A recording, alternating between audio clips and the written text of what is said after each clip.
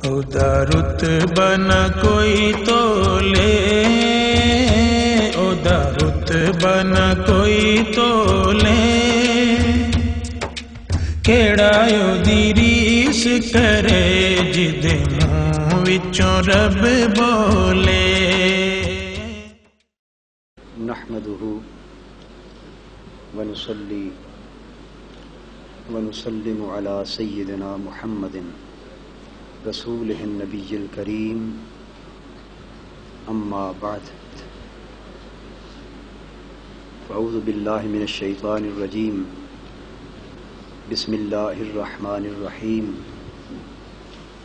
وننزل من القرآن ما هو شفاء ورحمۃ للمؤمنین، صدق اللہ مولانا العظیم۔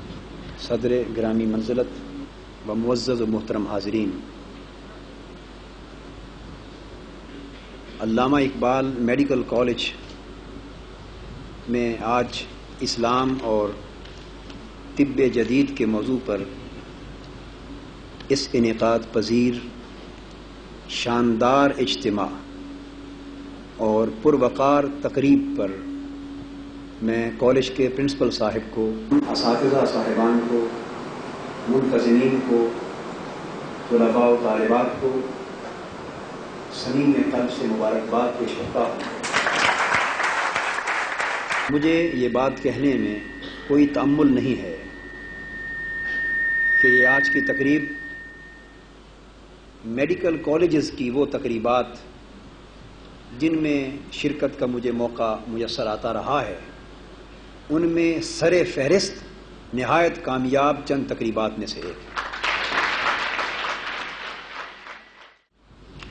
اور انہوں نے در حقیقت آپ کو اسلام اور امت مسلمہ کے اس شاندار ماضی کی طرف متوجہ کیا جس سے آج کا طالب علم آگاہ نہیں ہے۔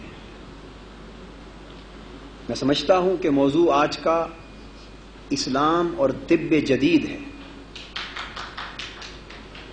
جدید کی بات کرتے ہوئے حال و مستقبل کی بات ہوتی ہے، لیکن اس حال اور مستقبل کا کیا تذکرہ جس کا کوئی رشتہ ماضی سے قائم نہ رہے۔ سو ماضی کی نسبت جو کچھ انہوں نے فرمایا وہ اس موضوع کو سمجھنے اور سمجھانے کے لیے بہت اہم تھا اور ناگزیر تھا۔ سو میں سمجھتا ہوں کہ آج کے موضوع کا بہت بڑا حق حضرت نے اپنی بصیرت کے ساتھ ادا فرما دیا ہے۔ ان کا شمار ہمارے اساتذہ اور اکابر میں ہوتا ہے، اور میں تو دین کا ایک معمولی سا طالب علم بھی نہیں ہو پایا، اور میں ان اساتذہ کے جوتے اٹھانے کو ہمیشہ اپنے لیے سعادت تصور کرتا ہوں۔ سو انہی کے فیوضات سے اور اصحاب فن یعنی جو طب جدید کے اساتذہ ہیں ان کے فیوضات سے مختلف وقتوں میں جو میں اپنی بے بضاعتی کے باوجود اکتساب فیض کرتا رہا ہوں، اس کی روشنی میں جو کچھ میں آپ کے سامنے عرض کرنا چاہتا ہوں اس کا موضوع خالصتاً اسلام اور طب جدید، یعنی اسلام اینڈ ماڈرن میڈیسن۔ یہ بات آغاز ہی میں واضح کر دینا چاہتا ہوں، اور آپ میں سے کسی پر یہ حقیقت مخفی نہیں کہ میں میڈیسن کا یا ماڈرن میڈیسن کا اسٹوڈنٹ نہ ہوں، نہ کبھی رہا ہوں۔ میرا دائرہ مطالعہ کا ہمیشہ سے ایک ہمبل اسٹوڈنٹ کی کیپیسٹی میں اسلام ہی کی حد تک رہا ہے، لیکن یہ سمجھتے ہوئے کہ اسلام ایک بھرپور، جامع، ہمہ گیر اور مکمل نظام حیات ہے، اور علم و فن کا کوئی گوشہ اور کوئی پہلو اس کی وسعت سے خارج نہیں ہے۔ سو اس تقاضائے علم کو اور تقاضائے فہم کو پورا کرتے ہوئے میں اپنی ناقص معلومات کمپیریٹو اسٹڈی کرتے ہوئے اسلام اور طب جدید کی آپ تک پہنچاؤں گا۔ طب جدید کے باب میں میرے کہنے میں، میرے بیان کرنے میں اور معلومات کو کمیونیکیٹ کرنے میں اگر کوئی کمی، کجی، کوتاہی اور نقص رہ جائے تو میں توقع کرتا ہوں حضرات اساتذہ اور طلباء سے کہ آپ درگزر فرمائیں گے، اس لیے کہ میں اس فیلڈ کا آدمی نہیں ہوں۔ حاضرین محترم، اسلام نے سب سے پہلے اس تاریخ علم و فن میں تخصص کا تصور پیدا کیا. آج کا موضوع اسپیشلائزڈ موضوع ہے، ایک خاص سبجیکٹ، ایک خاص فیلڈ سے متعلق. اور کنسیپٹ آف اسپیشلائزیشن، تصور تخصص، جب دنیا اس کے نام سے بھی آگاہ نہ تھی، اس وقت اسلام نے دنیا کو اس تصور سے متعارف کرایا. اور قرآن مجید نے کہا متخصصین اور اسپیشلسٹس کا ریفرنس دیتے ہوئے الراسخون فی العلم، کہ قرآن مجید میں محکمات آیتیں بھی ہیں، متشابہات بھی ہیں. ایمان والے احکام دین کو سمجھنے کے لیے محکمات کی پیروی کرتے ہیں، لیکن متشابہات کا علم فقط اللہ کے پاس ہے.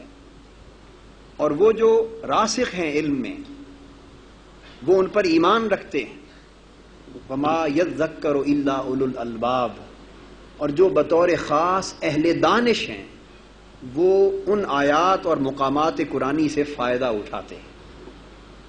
تو قرآن مجید نے جنرل نالج اور اسپیشلائزڈ نالج کو ڈیفرینشیٹ کر دیا، یہ کہہ کر کہ خاص فیلڈ میں کسی علم و فن میں مہارت حاصل کرنا یہ قرآن مجید کی تعلیمات میں سے ایک بنیادی تعلیم ہے. اور ایسے شخص کو کہ جو اس فن اور سبجیکٹ میں مہارت حاصل کرتا ہے اور اسپیشلائز کرتا ہے، اس کو راسخ فی العلم کے نام سے تعبیر کیا. اور یہ کیفیت علوم دینیہ کی بھی ہے. لعلمہ الذین یستنبطونہ منہ، وہ لوگ جن کو یہ صلاحیت حاصل ہو چکی ہے کہ وہ بات کی تہ کو پا لیتے ہیں، یعنی انویسٹیگیشن کر لیتے ہیں اور پوری انکوائری کر کے تمام ریزنز کو، اس کی بیک گراؤنڈز کو، اس کے تمام متعلقات کو اچھے طور پہ سمجھ لیتے ہیں اور کسی معاملے کی حقیقت کو معلوم کر لیتے ہیں. ان کو اللہ رب العزت نے اس طور پہ بیان کیا کہ جب ایسا کوئی معاملہ درپیش ہو تو اپنی بات ان کو ریفر کی جانی چاہیے. گویا اسپیشلائزڈ نالج کی اہمیت کو قرآن مجید واضح کر رہا ہے.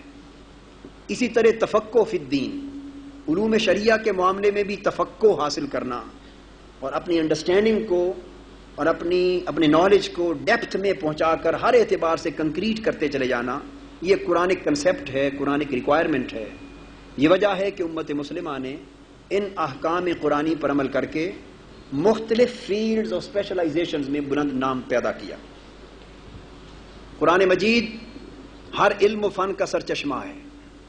ارشاد فرمایا گیا وَنَزَّلْنَا عَلَيْكَ الْكِتَابَ تِبْيَانًا لِكُلِّ شَيْءٍ، اے محبوب صلی اللہ علیہ وآلہ وسلم، ہم نے تمہاری طرف وہ کتاب اتاری ہے جو ہر شے کو کھول کھول کر بیان کر دیتی. جب یہ بات واضح ہو گئی قرآن مجید کے علل اعلان حکم کے مطابق کہ قرآن مجید کی روشنی فقط عقائد و عبادات کے لیے نہیں ہے، فقط اقتصادیات، معاشیات، تہذیبیات اور ثقافیات کے لیے ہی نہیں ہے، بلکہ نیچرل سائنسز بھی قرآن مجید کے علم و فن کے سکوپ میں آتے ہیں، سوشل سائنسز بھی قرآن مجید کے علم و فن کے سکوپ میں آتے ہیں. جب یہ بات قرآن مجید کی اس آیہ کریمہ سے مترشح ہو گئی تو ہمیں اب اس امر کی تلاش کرنا ہے کہ جو موضوع آج کے سیمینار کا ہے، اسلام اور طب جدید، اس سبجیکٹ پر قرآن، حدیث اور اسلام کس حد تک اور کس طرح کی روشنی ڈالتا ہے. طب جدید ہو یا طب قدیم، اس کا وجود ہمیشہ ریسرچ سے قائم ہے. اگر کنٹینویشن آف ریسرچ، یہ ایک پروسیس، یہ جاری رہے تو طب ہمیشہ جدید، ہر دور میں جدید ہوتی رہتی. اگر ریسرچ کا پروسیس کنٹینیو نہ رہے، رک جائے، تو وہ طب تو رہ جاتی ہے لیکن آنے والے زمانوں کے تقاضوں کا ساتھ دینا چھوڑ جاتی.